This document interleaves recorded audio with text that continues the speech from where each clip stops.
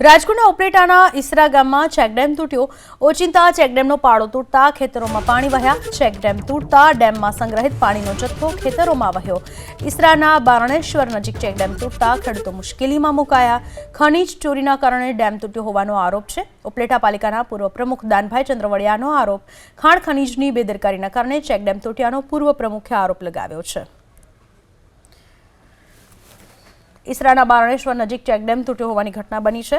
ઈસરાના બારણેશ્વર પાસે ચેકડેમ તૂટતા ખેડૂતો મુશ્કેલીમાં મુકાઈ ચૂક્યા છે, કારણ કે એક બાજુ ડેમનું પાણી વ્યય થયું અને બીજી બાજુ ખેતરોમાં પાણી ફરી વળતા ખેડૂતોને પણ નુકસાન થઈ રહ્યું છે, જેને કારણે ખેડૂતોમાં રોષ જોવા મળી રહ્યો છે। ખાણ ખનીજ વિભાગની બેદરકારીના કારણે આ ચેકડેમ તૂટ્યો હોવાનું જાણવા મળી રહ્યું છે। ખેડૂતોએ એવો આરોપ લગાવ્યો છે કે ખનીજ ખોદકામ કરવાના પરિણામે ચેકડેમ તૂટ્યો છે, જેના પરિણામે અહીંયા ખેતરોમાં પાણી ભરાઈ ચૂક્યા છે। ઉપલેટાના ઈસરા ગામમાં ચેકડેમ તૂટ્યો। અચાનક ચેકડેમનો પાળો તૂટતા ખેતરો પાણીની જગ્યાએ નદી ખેતરોની જગ્યાએ નદી બની ચૂક્યા છે।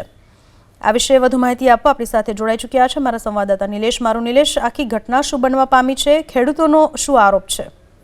જી ચોક્કસથી જણાવી દઉં કે ઉપલેટાના જે તલંગણા અને ઈસરા ગામ વચ્ચે આવેલ જે આ ભદ્રેશ્વર નામનો જે ચેકડેમ છે તેમનો પારો તૂટી જતા ચેકડેમનું પાણી છે તે નદી મારફત છે તે વહેવા લાગતા છે તે ખેડૂતો અને અહીંના જે સ્થાનિકો માલધારીઓ છે તે મુશ્કેલીમાં મુકાયા છે, કારણ કે કાળઝાળ ગરમીની તૈયારી થઈ ચૂકી છે। ત્યારે આકરો ઉનાળો આવવાની તૈયારી હોય ત્યારે ખેડૂતો માટેનો જે આ ચેકડેમ છે તે મહત્વનો આ ચેકડેમ ગણાતો હતો, કારણ કે અહીં હજારો હેક્ટરમાં છે તે આ પીવાનું પિયત માટેનું છે તે આ ઉપયોગી આ ચેકડેમ હતો। ત્યારે ચેકડેમનો પારો તૂટી જતા અત્યારે પાણી છે તે વહી રહ્યું છે। ત્યારે કહી શકાય કે અહીંના જે સ્થાનિકોનો પણ આક્ષેપ છે કે ખનીજ માફિયાઓ દ્વારા જે રીતે રેતી ખનન કરીને જે આ ચેકડેમ છે તે સાવ છે તે ઊંડો કરી નાખતા છે તે તેનો આ પારો છે તે તૂટી ગયો છે। ત્યારે હાલ અત્યારે આ પાણી છે તે વહી રહ્યું છે। ત્યારે આવનારો કડક ઉનાળો હોય છે, ત્યારે ઉનાળામાં ખેડૂતો માટે જે પિયત માટેનું આ પાણી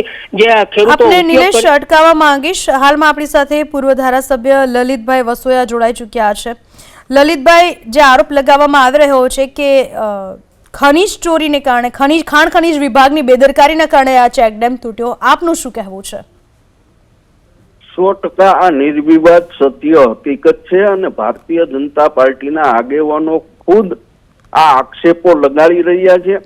લોકોની અનેક વખત રજૂઆતો હોવા છતાં પણ જે ખાણ ખનીજ વિભાગનો નિયમ છે કે ચેકડેમ હોય, રોડ રસ્તાના બ્રિજ હોય તો એની આજુબાજુ 500 મીટર બંને બાજુ 500 મીટરમાંથી કોઈ પણ પ્રકારની ખનીજ ઉપાડી શકાય નહીં। અને સરકારના જે લીઝ આપવાના નિર્ણયો છે, જે નિયમો છે, એ નિયમોમાં પણ આ ઉલ્લેખ છે, પરંતુ ચેકડેમના પાયામાંથી જ ખનીજ ચોરી કરવામાં આવી રહી છે। અને આક્ષેપ સાથે કહું છું કે ભારતીય જનતા પાર્ટીના આગેવાનો જ ખુદ આ ખનીજ ચોરી સાથે સંકળાયેલા છે ને એટલા માટે જ આ વિસ્તારમાંથી ચૂંટાયેલા ધારાસભ્ય કે સંસદ સભ્યએ આજ સુધીમાં આ ખનીજ ચોરી જે ચાલી રહી છે એનો એક પણ વખત વિરોધ કર્યો નથી। જી લલિતભાઈ, આભાર આપનો અમારી સાથે વાત કરવા બદલ। તો ખનીજ ચોરીના કારણે ચેકડેમ તૂટ્યો હોવાનો આરોપ લગાવવામાં આવી રહ્યો છે। ખાણ ખનીજ વિભાગની બેદરકારી, જેના પરિણામે ચેકડેમ તૂટ્યો અને ચેકડેમના પાણી ખેતરોમાં ફરી વળ્યા। સંગ્રહિત પાણીનો જથ્થો જે વેડફાઈ ગયો અને બીજી બાજુ ખેતરોને નુકસાન થયું। ઉપલેટા પાલિકા પૂર્વ પ્રમુખ દાના ચંદ્રવાડિયા આપણી સાથે ફોન લાઈન પર જોડાઈ ચૂક્યા છે। દાનાજી, જે રીતે ખાણ ખનીજની બેદરકારીના કારણે આ ચેકડેમ તૂટ્યાનો આરોપ લગાવવામાં આવી રહ્યો છે, ખેડૂતોને પણ નુકસાન થઈ રહ્યું છે, આ સમગ્ર મામલાને નાથવા માટે, તેમાંથી રસ્તો કાઢવા માટે કેવા પ્રયત્નો? જે આને માટે છે ને આ રેતી જે ચેકડેમો છે ને, આની પહેલા 4 વર્ષ પહેલા એક ચેકડેમ તૂટી ગયો ભાદર ઉપલેટા નદીમાં, એક આ બીજો તૂટ્યો બરોબર, અને નીચેના ભાગમાંથી જે રેતીનું ખનન થઈ જતું હતું, રેતી ઉપડી જવાના કારણે આ 2 ચેકડેમો તૂટ્યા છે બરોબર। આ બાબતમાં હાઈકોર્ટની અંદર મેં પીઆઈ કરી હતી, પણ મારો જે કેસ 3 વર્ષ સુધી ચાલ્યો તો આ લોકો તો રેતી ઉપાડી લીધી હતી। પછી આ એક બાકી હતું ને તલંગણા વિઘા આવડા જે તલંગણાના વિસ્તારમાં ઈસરાની સામેનું, એમાં એક રેતી ઉપાડી લીધી. આ બીજો ચેક ડેમ તૂટી ગયો, માત્ર ને માત્ર ખાણ ખનીજ વાળાઓ છે ને એની બેદરકારી અને ભ્રષ્ટાચારને કારણે. કેટલા સમય પહેલા તમે આ રીતે હાઈકોર્ટમાં ઘા નાખી હતી? કઈ કઈ જગ્યાએ તમે આ બાબતે જાણ કરી હતી? મેં તો ખાણ ખનીજ વિભાગને કરી હતી, ઇરિગેશન વિભાગને કરેલી હતી કે ભાઈ આ નીચેના વિસ્તારમાંથી આ ચેક રેતી ઉપાડી લેશે તો આ ચેકડેમ તૂટી જવાનો છે, અને થયું એવું જ.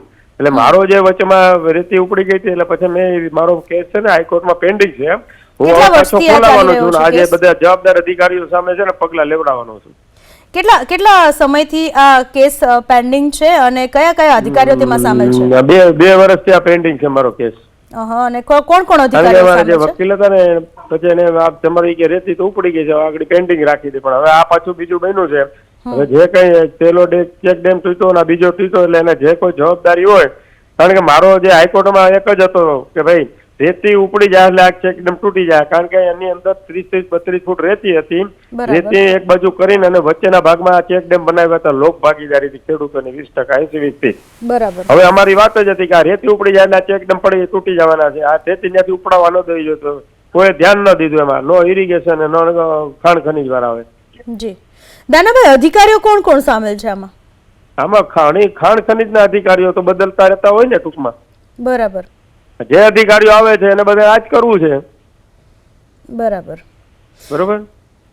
જી દાનાભાઈ, આભાર આપનો અમારી સાથે વાત કરવા બદલ. તો ખાણ ખનીજ વિભાગની બેદરકારી અને સ્થાનિકોની વારંવારની રજૂઆત અને છતાં પણ આ રીતે રેતીનું ખનન કરી નાખવામાં આવતા બીજો ચેક ડેમ તૂટ્યો હોવાની ઘટના બનવા પામી છે. ખેડૂતોમાં ભારે રોષ.